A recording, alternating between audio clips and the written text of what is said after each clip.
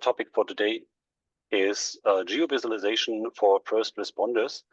And I represent here today mainly the German Aerospace Center.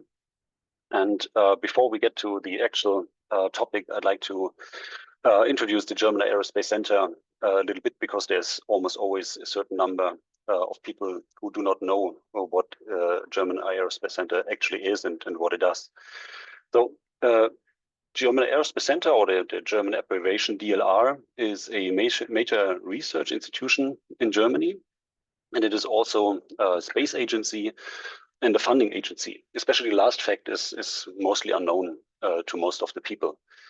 At the end of 2023, the DLR had a little bit more than 11,000 employees and 56 institutes at 31 different locations spread all across Germany.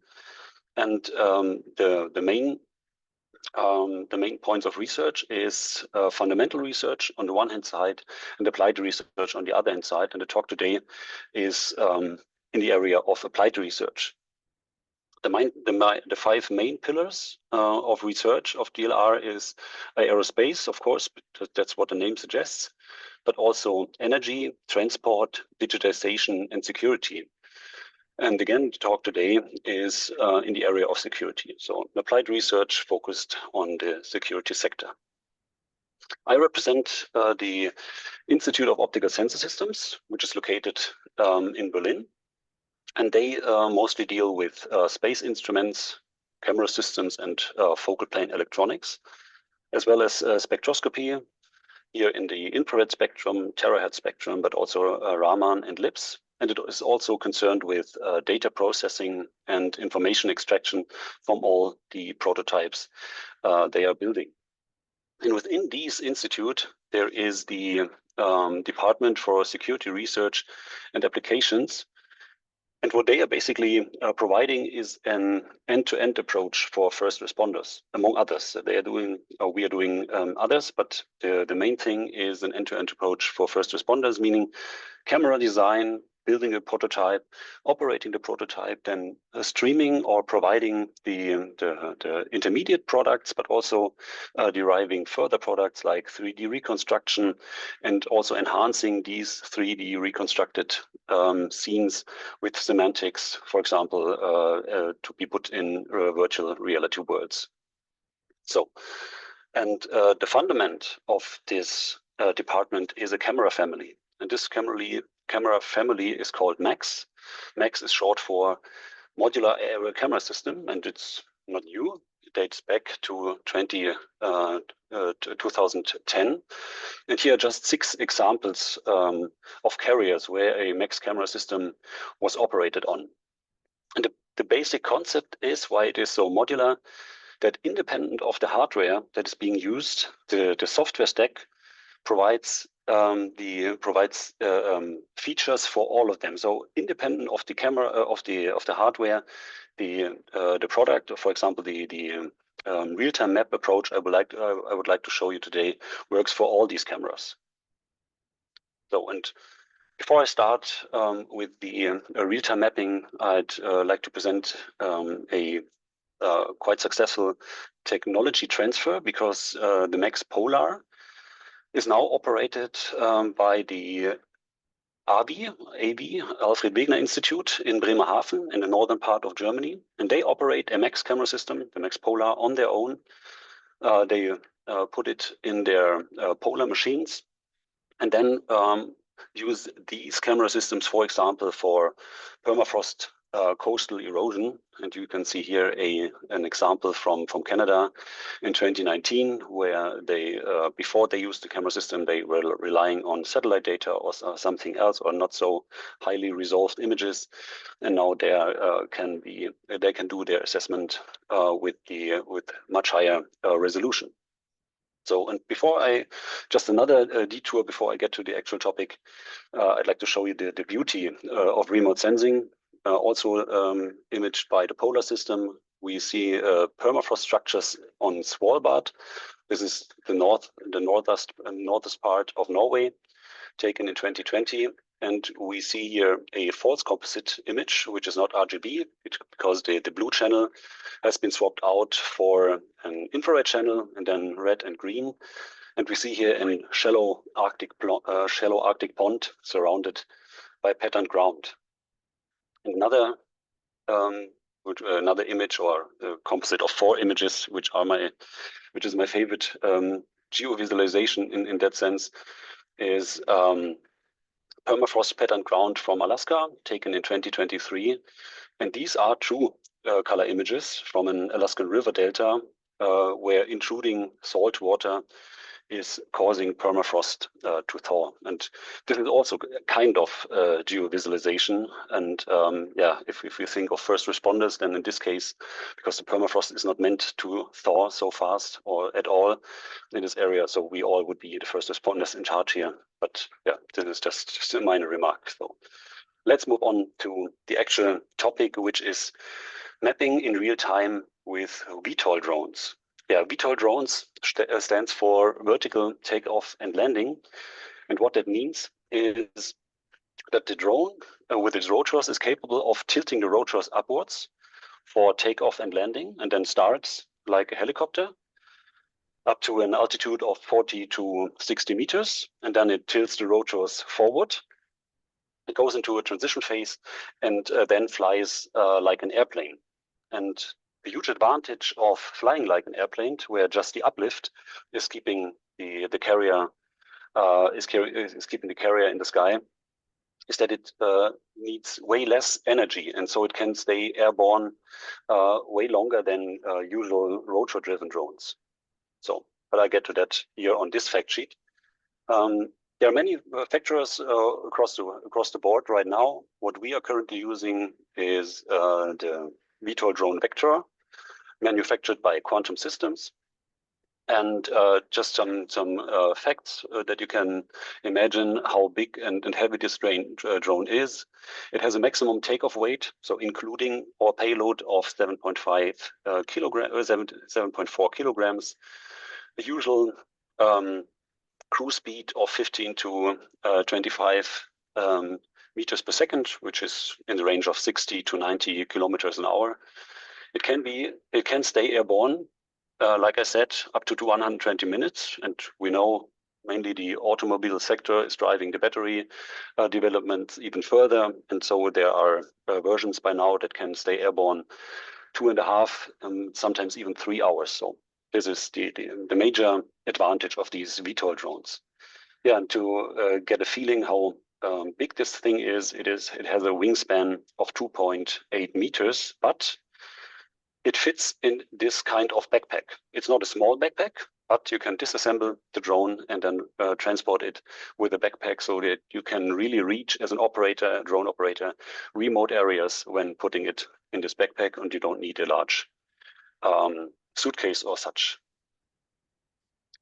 The huge disadvantage of these VTOL drones, of course, is when they fly as an airplane, they cannot pinpoint a certain location on Earth. And that means that if it is necessary to focus on one point on Earth and observe it for a certain amount of time, then this can't be done with these VTOL drones. But Quantum Systems by now provides a conversion kit. And the camera system I will present you in a minute is in the nose. And if you convert it within minutes, so this is nothing that has to be done in a laboratory or something like that, the nose stays the same. You just disassemble the wings and put in the tail with the tree to have the tree-copter version. And with that, you can then pinpoint a certain location, but with the disadvantage that you have less endurance, less time airborne. But yeah, you can then swap out the advantages of both systems. Okay, so now just the history of the payload development for this Vector and Scorpion, because like I said, the payload in the nose stays the same. In 2022, we developed the single head camera with a 50 megapixel sensor in the visible spectrum only, so RGB. But then in the middle of last year, we had the dual head camera with 25 megapixel sensor in the visible spectrum and a VGA sensor for thermal infrared. Yeah, and this is the CAD model from the nose with the camera system. And some facts about that. The focal length of the vis camera module is 25 millimeters. And the focal length of the thermal infrared module is 90 millimeter, which results when flying at an altitude of 120 meters in a ground sample distance or ground resolution of 1.3 centimeters in the visible for the visible module, this module, and 10.7 centimeters for the thermal infrared module. So, and just as a teaser, how a real-time map could look like for this dual-head camera, this has been done last year at the Isola del Vulcano in Italy, and yeah, just as a teaser is a side-by-side projection, but you could also, of course, blend this in so that you can have an overlay of both images of both streams. So, what is the concept of real-time mapping? First, the first basis, of course, we all know is a mathematical description of the camera, which consists of the interior orientation, usually described by the focal length and the principal point. Sometimes this is enough. If not, then we also have to account for several distortion parameters. And then on the other hand side, the exterior orientation, which is usually described with 6 degrees of freedom, the position in space, X, Y, and Z, and then the rotation, either omega phi kappa or roll pitch yaw, depending on the point of view. And with this mathematical description, we can take an image of the Earth's surface and using an elevation model to map it on Earth. Where this elevation model comes from, I will tell you on the next slide. So having all these three, we can then map take an image onto the surface. And when we use the motion of the carrier, then we can stitch these images together, but not the full images, but only the necessary parts that build this image mosaic or this carpet of aerial images. So before I get back to the actual algorithm who is determining the necessary patches, I already said that, or I talked about or mentioned the surface model we are using. And we are using the SRTM model.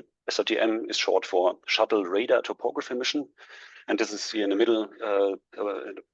middle bottom part, just a screenshot from the DLR homepage from 2 months back, because back then was the 25th anniversary of the Shuttle Radar Topography Mission. So in the early 2000s, NASA, ESA, DLR, and other space agencies set out their mission to build an elevation model from 60 degrees north to 56 degrees south at a density of either 30 meters. So every 30 meters we have an elevation point on Earth's surface, or the other version is 90 meters. So in the 90 meters SRTM model is 15 gigabyte in storage space. And this is not much. So that means that the surface model, the entire SRTM model fits on the drone. And the algorithm I'd like to explain now works on the drone. So, and to get hold of the actual approach, I'd like to show an example. Here we see 150 images, or in this visualization, only the footprints. And what the algorithm, or what the output of the algorithm should be, is a carpet or a stitching of just the necessary parts showing the same content. So, and I'd like to present the algorithm by using just 2 images. So here we have the 2 images. These are the footprints projected onto the SRTM model. And we are looking for the precise cut lines so that only the necessary parts of both images are used while the image content itself stays the same. So, and the algorithm itself can be explained visually, beautifully in 6 steps. So the first step consists of the projection itself. So we have projection center A and projection center B, the SRTM model, and we project it onto the Earth's surface. And then the second step consists of finding the center point between both projection centers, M, and then project this orthogonally onto the SRTM model, and then we get M prime. And this M prime then gets back projected into the cameras. And the intersection, the line, the line of intersection is our first cut line here, in this case, LA and LB. Oh, wrong side. And these cut lines now in step 3 get again forward projected, and we have our initial cut lines of the images. But due to the rotation of the cameras and the underlying surface, the terrain, it is not rare that there will be holes in this kind of stitching.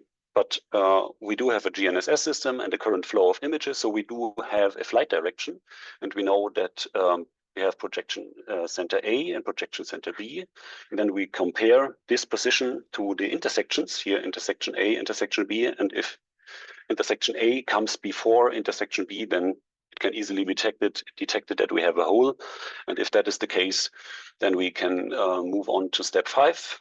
We take the center point of these intersections, project them back in the images, and get a correction of the cut line. And in step 6, we then project the corrected or the adjusted line forward, and have then our minimal overlap and seamlessly stitched. So, and now just for visualization purposes, a profile view. This is the full frame projection, and then the terrain-aware image clipping after applying this algorithm. Yeah, I forgot to mention the algorithm is called terrain-aware image clipping, or short TAC.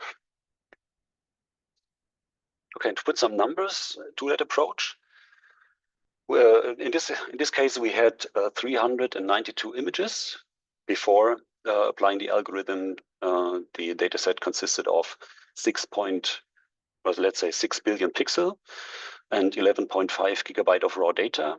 And after applying the algorithm, we ended up with 873 million pixel, 1.6 gigabyte of raw data, and an effective reduction of 86%. And this is necessary for the next step, which is the workflow of real-time mapping using these VTOL drones. For example, I mentioned this will work in general for all max camera systems. But in this case, let's focus on the VTOL drones. So we have the VTOL drone with our max camera system, taking images of the Earth's surface. The drone is wirelessly connected to the ground station. We are using a mobile radio network from Silvus Technologies, that is the brand. And this mobile radio network is connected to the ground station. So this is basically our command and control channel. But we can use also this radio network to stream down the aerial mosaics. So I think I'm not sure about the bandwidth exactly. I think it's something like 12 Mbit or 16 Mbit, which means we could not stream the entire raw images, but the TAC images, it is very much possible to stream it through this mobile radio network. So the ground station is then connected, or either has an LTE module inside, or is connected to a Starlink antenna, and then can use this wireless connection in the field to send the aerial mosaics to a web server. The web server is in the basement of our DLR facilities, and then the server basically calculates a WMS layer, a web map service layer, and provides this as a web service to any mobile end devices with a geo-information system on it. So be it a custom tailored GIS or QGIS, ArcGIS. So Any GIS system with WMS capabilities can consume these kinds of maps. So now just another visualization. The drone starts in the field, climbs to 40 to 60 meters, then does its transition to airplane mode and sends the data to the ground station through the radio network.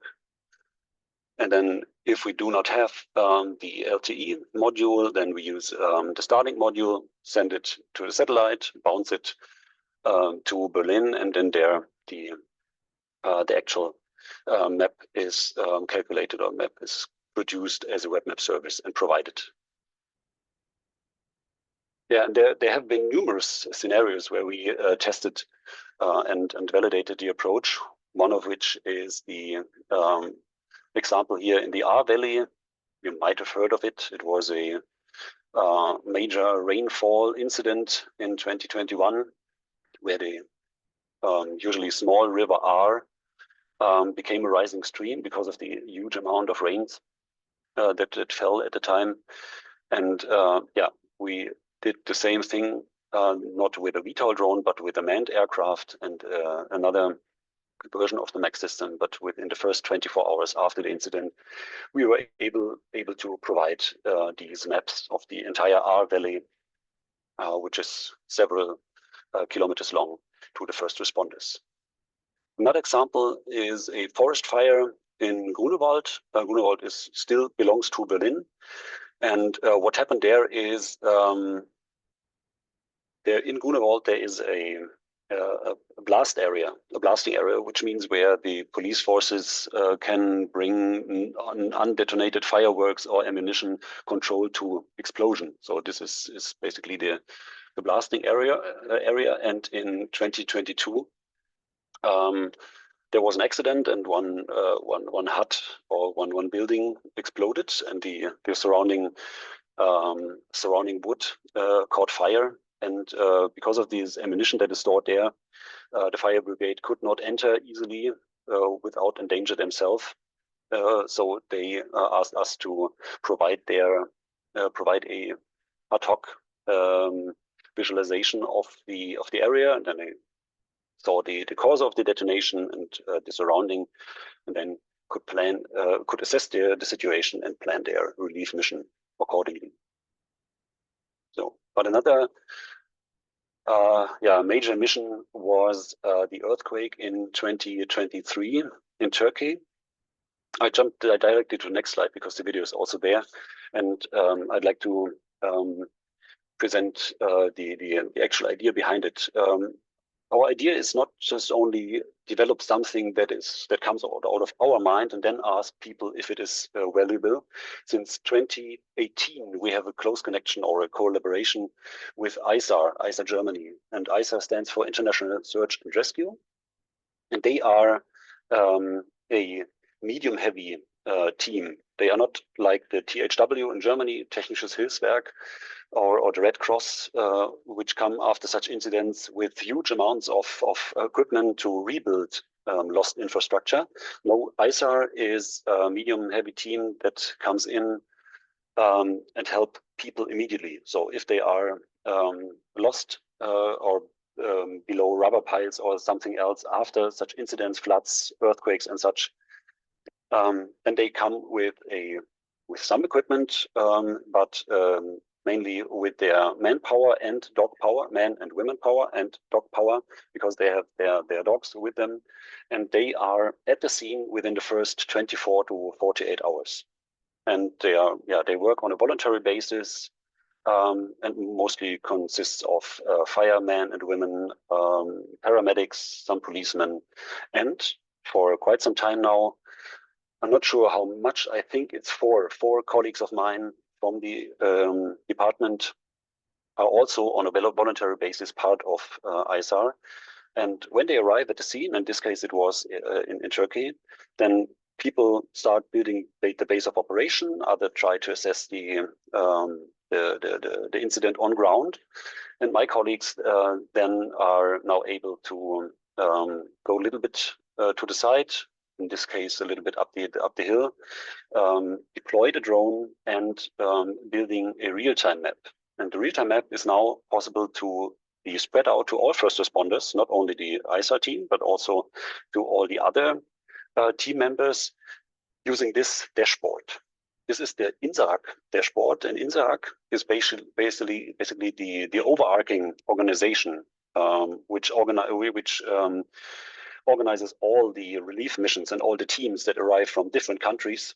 They are also basically under the umbrella of INSARAG, and INSARAG gives or deploys this kind of dashboard to the first responders, so you can see what they see. You have information about the work sites, how many work sites there are in total, how many are assigned, unassigned, but also valuable information about the victims. So how many are alive and rescued, how many rescue operations are in progress, how many people have died, how many are missing, and such.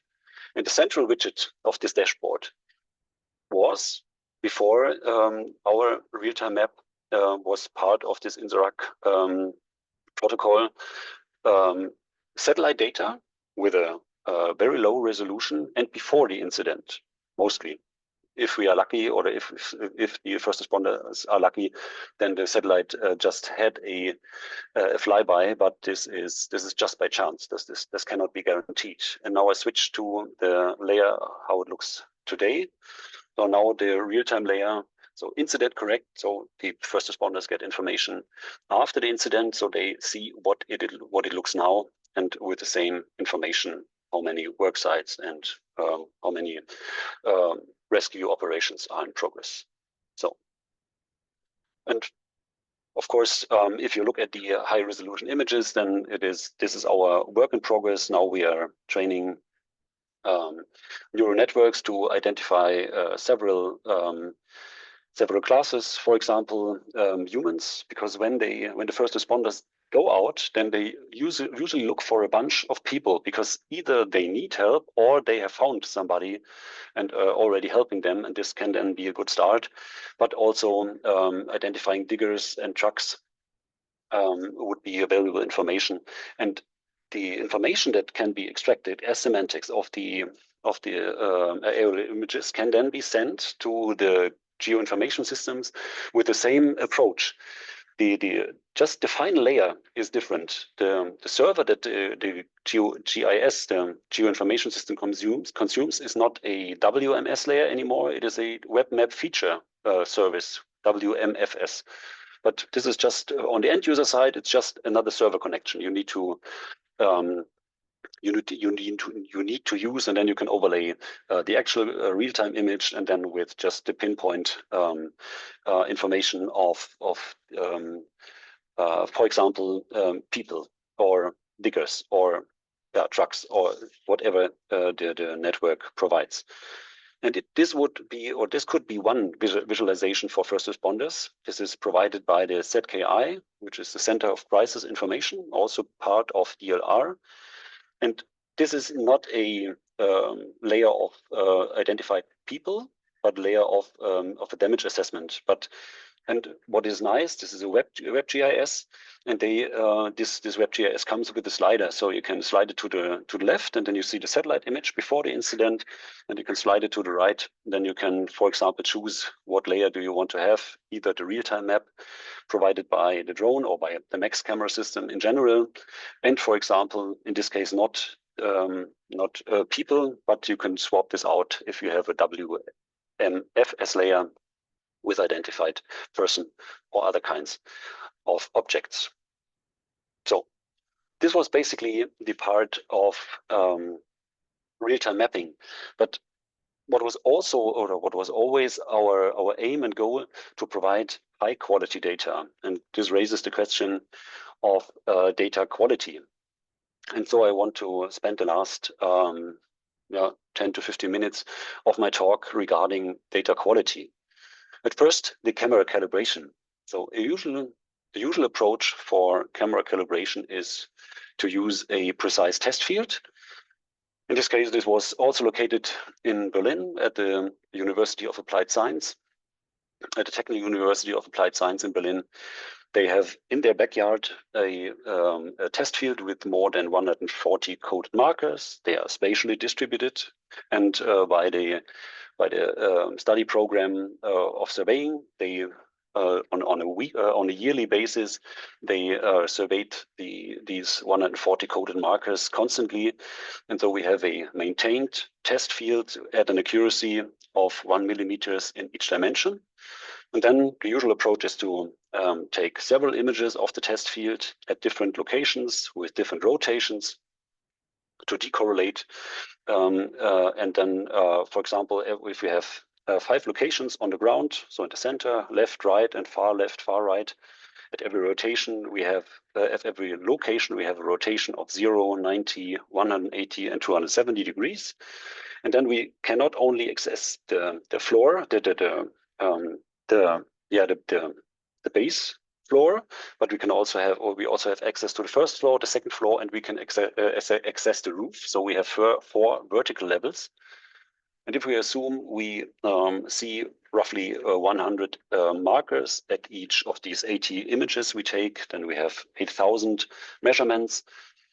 This compared to the approximately 500 parameters that need to be computed, we have a highly overestimated equation system, and then we can solve this for all these parameters. And out of these parameters, the camera parameters can also be precisely determined. So this was the classical approach. But for quite some time now, we have access, or developed with another department of our institute, a camera calibration method using diffractive optical elements, or DOE.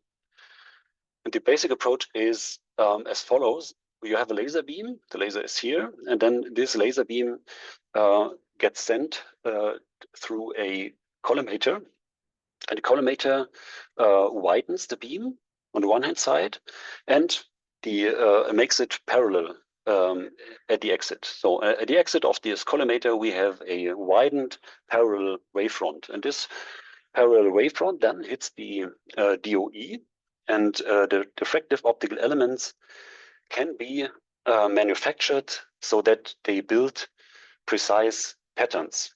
And we use a diffractive optical element where every dot you see here, every dot has a two precise spatial angles.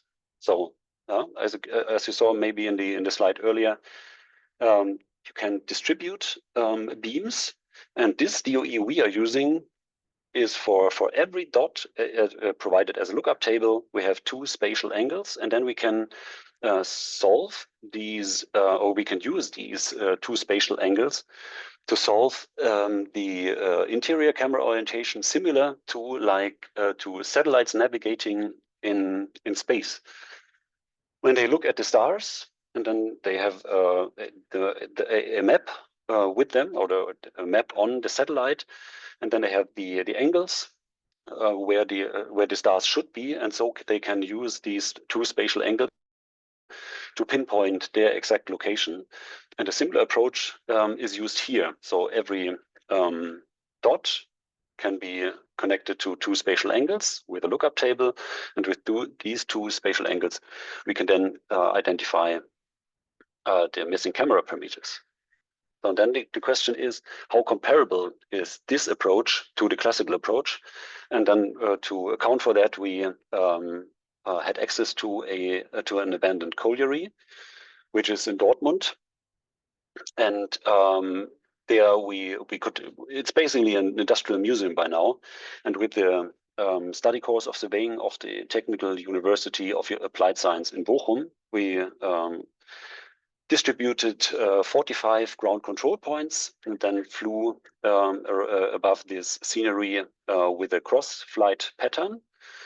And the ground control points have been surveyed, including a nivellement by the study course for surveying. And so we had an accuracy of 2 millimeters in all 3 dimensions for every ground control point, and could then use these ground control points to compare both approaches. So we had a calibration with the classical test field, and a calibration with this diffractive optical element. And then we used these checkpoints and compared it. And the blue one is the classical approach. The red one is the DOE approach. And as you can see, the root mean squares at the checkpoints were almost the same. In the C component, the DOE approach was even slightly better. So this was basically the proof that we are able to calibrate in short time. So this DOE is a laboratory, is on our laboratory. We can put in the camera and calibrate it within, let's say, 20 to 30 minutes. So we could do this before emission or after emission or even both. So that is the proof that we have a metric camera system. But how about long-term stability? To prove or to assess the long-term stability of our camera systems, for example, we used these test fields, the one I already presented and the one in Bochum. And over the course of 6 months, we had 6 measurements. So we had 6 calibrations. And so on the one hand side, the camera traveled from Berlin to Bochum and back. And between every measurement, between every calibration procedure, we really shook it. So not just gently shaking, but really shook it to simulate shocks. And when we see here, you need one more information. The pixel size was is 4.7 for this camera, meaning that when we look at the X component of the principal point, then it is just a little bit over pixel, the maximum. And the Y component is slightly below 1 pixel, and the focal length stays constant within half a pixel. So this was then proof that we have a metric camera system, and it is long-term stable. So, and the third one is spatial resolution. The spatial resolution, or the ground sample distance, when we fly, can usually be calculated off the formula you see here as pixel size multiplied by h, which is the flying altitude, and then divided by ck, which is focal length. And usually we solve this equation for h. So when we fly a drone, anybody who wants to fly a drone, who wants to have a certain ground sample distance, for example, 2 centimeters, then we put in 2 centimeters pixel size we get from the spec sheet of the camera, and focal length also from the spec sheet. And then we solve this for h, that we know how high we should fly. But due to motion, due to sensor noise, the land system itself causes the spatial resolution to almost always be lesser than ideal. And for example, if we fly very high, then atmospheric effects also affect the spatial resolution. And to assess the actual resolution, what is then inside the images, one approach is to use these kind of bar targets. And then this is highly subjective, as you can imagine. And to eliminate a little bit this subjective influence, you ask 4 or even 10 observers, looking at the image, which is the least discriminable group, and then you average all the observations. And for example, if we end up that the average of all observations is 2.5, so between group 2 and between group 3, then this actual resolution would be 1.5 centimeters, even though the ground sample distance, the calculated ground sample distance, was something like 1.25. So the actual ground resolve distance is almost always worse. But you need at least 5 to 10 people for this approach. And so we developed our own approach, which uses these kinds of targets here. They are called Siemens stars or spokes targets. And the approach itself by now is also part of a standard, of a norm. In the German standard DIN, and the norm is called photogrammetric products, and in this case part 8, the requirements for image quality of optical remote sensing data. And the algorithm works as follows. So imagine we have found the correct center of the star. There are many ways to find the correct center, but let's assume we have found the correct center. Then we put in concentric rings, and at every radius, we then take the underlying intensity to build this kind of signal you are seeing here. So, and on x-axis, on the x-axis of this diagram, we have the spatial frequency, which is line per pixel. This unit is quite important, and I get back to that. The spatial frequency is calculated as Fs, which is the frequency of the star, over pi and r. Pi is a constant, r is under our control because we know the step width of the radius, and Fs, so the frequency of the star, that can be determined automatically. So when we use these kind of stars, which have these hard transitions from black to white, then we have at the outermost ring a rectangular signal. And as you probably know, if we build the Fourier transform of rectangular signals, then this is constructed of several cosine functions of different magnitude. And the frequency of the cosine function corresponding to the largest magnitude of the real part.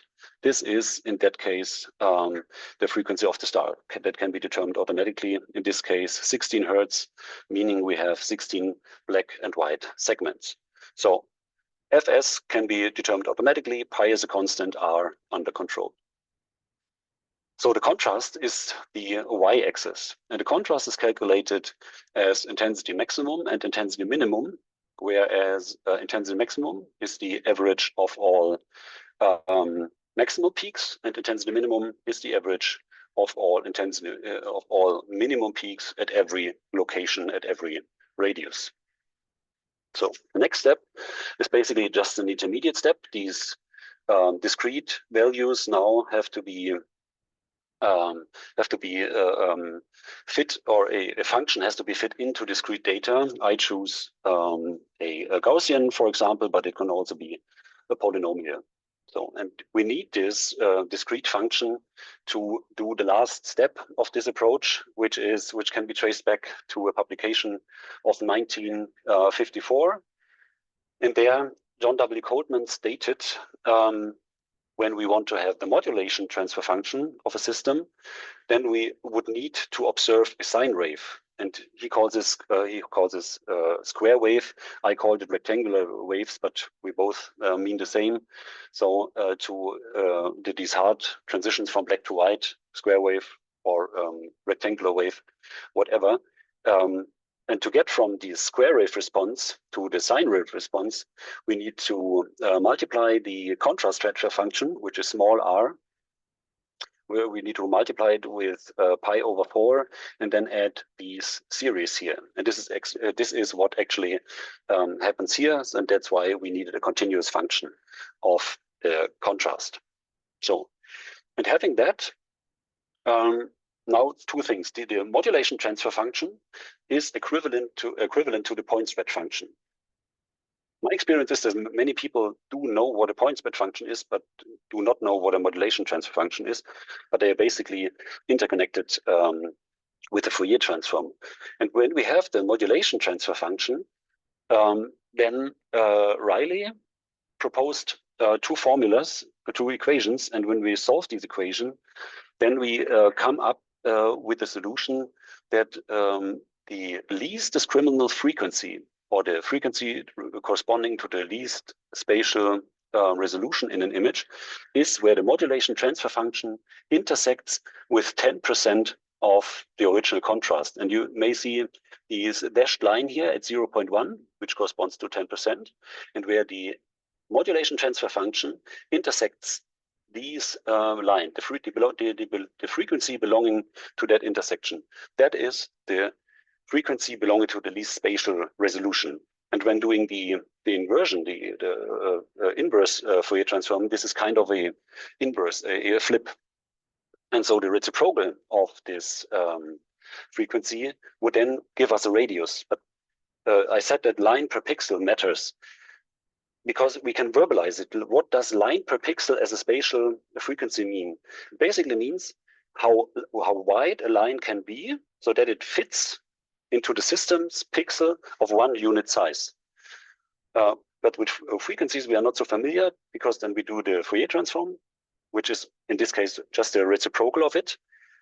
And then we end up also we end up with the unit gets flipped, and then we have pixel per line, and then we can verbalize it again, how wide a pixel of the system has to be, so that it can consume, or that a line of one unit size would fit into it. So, because the line gets spread and such because of the circumstances I mentioned before. Yeah, and that's why it is almost always larger than 1. So, and then with this factor, we have the we have basically the same approach as before. We calculate our GSD, pixel size, altitude, and focal length, and then multiply that factor we assess with this algorithm, and then we end up at the GRD, with the ground resolve distance. And so, including or summing up, these are our three approaches in place to ensure that we have a metric camera system that is long-term stable, and we can account for our spatial resolution so that we can assess it anytime we want, and that we can adjust our altitude or flying altitude accordingly, so that we can always provide the data at the desired resolution we want to have. And with that being said, I'd like to thank you very much. Okay, thank you very much, Henry. This is Oliver. Sorry. Hi. Sorry for coming late. I had some problems with Zoom. My camera is still not working, but I followed the talk. Very, very interesting. Yeah, does anybody have questions? Yes, I would have one. Christoph. On the slide of the earthquake in Turkey, you mentioned that you trained a neural network that would like analyze the pictures the drone took. I'm wondering how accurately can this neural network detect things? Like, I assume it can quite easily detect collapsed buildings and such, but can it also find people, or maybe even people that are stuck in a collapsed or destroyed building? Yeah, so we just started some months ago with that. But the last question you raised regarding people that are stuck in a building and you just see some body parts. Yeah, I would refer you to a publication that has been gone out by the ITC of the University of Twente. You have my contacts. Just write me an email and I will send it to you. There was a PhD student who just tried that. He used a simulator to put basically simulated body parts in such images to simulate, yeah, that they're just body parts sticking out, and then trained a network on it. And then he also made he also mentioned some accuracies here. So yeah, but I can't remember right now. But just shoot me a message and then I will send you the link to that paper. What we are doing here right now is basically not so fancy. We are using YOLO in the version 9, and I don't know which one. I think it's the YOLO 9L. We are training. To get a first assessment of our people here, and yeah, the actual accuracy I can also not tell you right now, because this is work in progress. But yeah, be sure. Yeah, as an invitation, follow me on whatever, LinkedIn or so. Then I will notice you as soon as we have some accuracy measures. Okay, will do. Thank you. I can also comment on that. We had a paper in Nature Machine Intelligence 2020 on person classification in aerial images under strong occlusion conditions, like in forest, showing that person classification does not work under strong occlusion conditions because the networks are not able to generalize. So you need to remove the occlusion computationally before classification works. But of course, it depends on the degree of occlusion. So if, of course, you see large body parts, then YOLO might still do it. But if you have just fractions, YOLO can't. Yeah. Any more questions? So anyway, I have a few more optical questions. In the DO calibration method, I see some zero order diffraction. Is that a problem? No, this gets excluded. So you basically exclude the zero order diffraction. So you're not thinking about having an off-axis entry angle of the laser to avoid the zero order going directly into the camera? Interesting. No, we haven't thought about it. But because, as you see, you have so many dots here, and so if there are some overexposed parts by the zero order, then we just exclude them, and we still are able to use all the other visible parts to calculate the parameters. Yeah. Okay. Yeah, but it's interesting. Yeah. As classical holography, you basically use reference beams from off-axis angles to avoid zero order in the viewing direction. Yeah, so this maybe works here too. But then the other question is, how about other wavelengths? So what do you do when you have to calibrate a thermal camera, for example? We don't calibrate. Yeah, that's a good question. We basically cannot calibrate thermal cameras with it, but we do have this device has a green and a red laser, and we are in contact with the provider. So because now it got outsourced, or as part of a spin-off, they are working on also providing a blue color laser by now. So yeah, but by now we are just using red and green. Okay, but like the Max system has thermal cameras, how are they calibrated? Because even with your outdoor pattern calibration setup, that might be challenging, right? Yeah. This is actually a topic I'm just proposing as a bachelor master thesis that we then think about ground control points that are reflectant to in thermal infrared. But it is the idea, or the basic idea, is just using a mirror and then put black patches on it in rotor shape, and then use these patterns on ground. Not in the test field from the University of Applied Science in Berlin, but on the ground. So you see the reflection of the sky in it, and the black patterns are a little bit warmer than the others, and then we can use these surveying these points, and then can calibrate it in situ basically, and then hoping, because this is an off-the-shelf camera, that the camera stays constant. So this is not usually we. Yeah, you have seen our laboratories. So we take the camera body, and then we choose carefully the optic, the lens system, and then we combine it with Loctite, everything.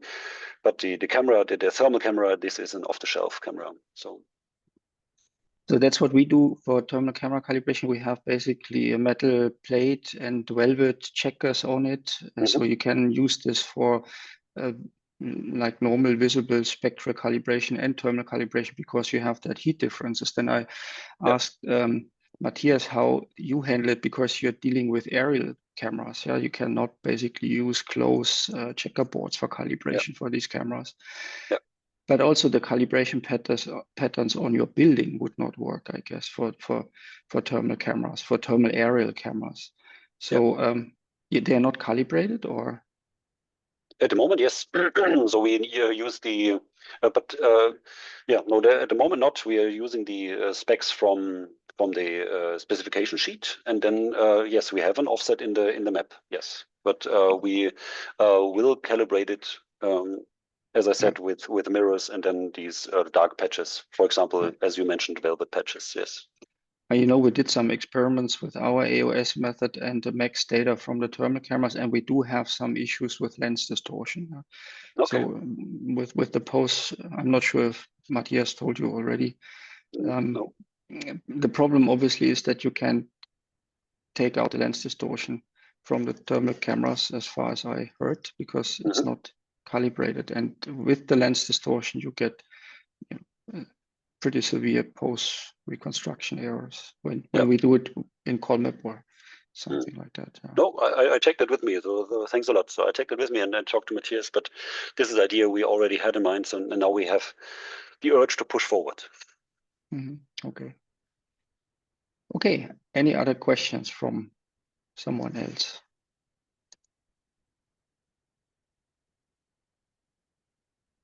No? There is one question in the chat about the YOLO Okay. model version. He said that. I think it was YOLO 9, right? Yes, YOLO 9. And I think it was the L. YOLO version 9 and then the L. Price of the drone was here a question. I think it was in the range of 60,000 between 80 and 80,000 euro. The vector version. Yeah, but there's another version which is the Trinity. So you can have a look at the Quantum website, and then you can also get in touch with them. They are quite communicative.